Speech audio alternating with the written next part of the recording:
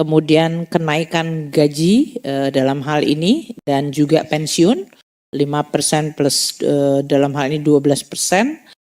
Assalamualaikum warahmatullahi wabarakatuh. Bapak Ibu sekalian, jumpa lagi. Bapak Ibu, ada informasi dari Menteri Keuangan Sri Mulyani tentang laporan kegiatan APBN kita tahun 2024 yang melaporkan tentang salah satu poin yang pokok yang berkenaan dengan pensiunan PNS, yaitu adanya laporan kenaikan gaji pensiunan sebesar 5% plus 12%. Ini keterangan pers dari Menteri Keuangan pada bulan Oktober, akhir Oktober, karena dia akan memasuki pemerintahan baru pada saat akan mengakhiri pemerintahan yang lama Presiden Jokowi. Jadi ini masuk dalam masa pemerintahan Presiden Prabowo. Nah, inilah jelasnya keterangan dari Menteri Keuangan Sri Mulyani. Tommy yang tadi telah menyampaikan untuk belanja TKDD maupun yang berhubungan dengan pembiayaan termasuk operasi below the line kita,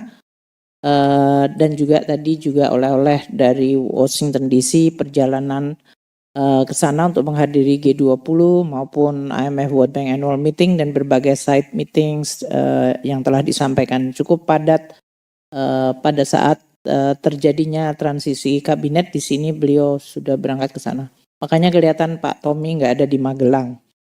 Penerimaan atau pendapatan negara 2.247,5 triliun yang tadi telah disampaikan. Ini artinya 80,2% dari APBN, yaitu sampai dengan akhir tahun kita mentargetkan 2.802,3 triliun. Untuk belanja, tadi telah sampaikan, kita telah belanja 2.556,7 triliun. Ini artinya 14,1% growth dibandingkan tahun lalu, ya, posisi Oktober. Namun ini baru 76,9% dari total pagu belanja negara yang di APBN 2024 adalah 3.325,1 triliun. Untuk belanja KL-nya 933,5 triliun atau 85,6%, itu tumbuh tinggi 21,4. Ada faktor-faktor yang tadi dijelaskan oleh Pak Wamenswa, baik mulai dari faktor pemilu, pilkada yang kita front loading, kemudian kenaikan gaji dalam hal ini dan juga pensiun 5% plus dalam hal ini 12%. Tukin THR dan gaji ke-13 yang dibayarkan dengan tukin 100% itu menyebabkan kenaikan untuk belanja pegawai. Jadi ada beberapa belanja-belanja yang memang dari baseline-nya meningkat. TKDD 722, kalau 901 aku kaget soalnya. 722 triliun atau tumbuh 8%. Yang 901 itu adalah untuk belanja non-KL. Karena tadi untuk beberapa kompensasi, subsidi, dan juga untuk belanja bunga dan pensiun. Tadi realisasi anggaran untuk pembiayaan telah disampaikan oleh Wamen Tommy 383 triliun atau dalam hal ini 73,3% dari total pembiayaan anggaran yang dirancang di dalam APBN 2024 sebesar 522,8 triliun.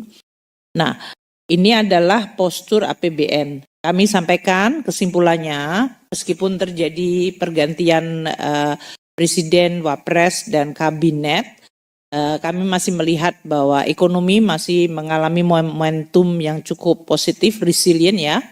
Walaupun dunia mengalami banyak sekali gejolak dan bahkan tren perlemahan di 2024 ini. Meskipun kita lihat pertumbuhan ekonomi kita 4,95%, agak sedikit di bawah 5%, namun tadi komponen dari sisi agregat demand, permintaan domestik kita masih cukup kuat, sehingga kita berharap untuk kuartal keempat akan tetap terjaga momentum ini, terutama nanti dengan operasi APBN di kuartal keempat yang kita harapkan akan tetap cukup kuat. Hingga Oktober kinerja APBN kita masih on track ya, baik dari sisi penerimaan tadi, walaupun dari awal saya sudah berbulan-bulan menyampaikan waktu itu tekanan terhadap penerimaan kita cukup besar. Tadi telah disampaikan oleh Wamen Anggito. terutama dari pajak penghasilan untuk korporasi yang basisnya adalah komoditas. Itu terasa sekali dari sisi pressure untuk penerimaannya. APBN akan terus bekerja keras sebagai shock absorber dan mendukung terutama untuk pemerintahan di bawah Presiden Prabowo dan Wakil Presiden Gibran Rakabumi untuk mendukung seluruh kabinet yang terjadi, yang mulai bekerja dalam beberapa minggu terakhir ini.